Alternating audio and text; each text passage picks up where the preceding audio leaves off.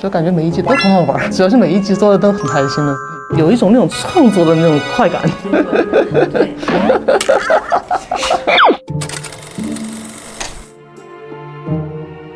介绍一下你的工作岗位。我的工作岗位是那个分镜，将剧本从文字转化为画面的一个工种。分镜的话，一个是讲故事，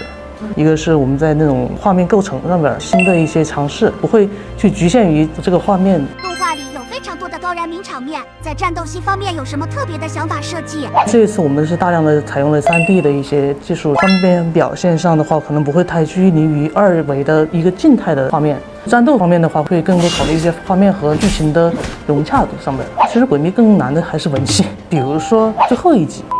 牺牲了之后，他需要从那个坟墓那个地方爬出来吧。如果你是平铺的去叙事的话，就没有什么看点了。所以这一段的话是以光源上面去设计的，就是在他爬出来之前，那个光是照射到他的那个坟墓上，但是等他爬出来了之后的话，祭拜一下那个时候，就感觉他已经退居到阴影里边，去实现他后边一些，比如说我们后面第2季和第3季一些。在做分镜的时候，有融入一些美学设计吗？虽然说看着它是一个类似于西方架空的一个东西，其实它内在的话还是中式美学。就比如说在一些镜头上面的留白，我们不会说把一个镜头塞得特别满。中式美学的话，咱们是给人家遐想的一个空间的。你最喜欢动画里哪个片段？我特别喜欢老尼尔最后弹琴那个地方，就他自己的战友去世，我当时就脑子里面自己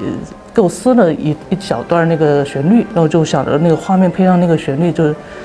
逐步把他那个气氛往上推，那个地方是我最喜欢的。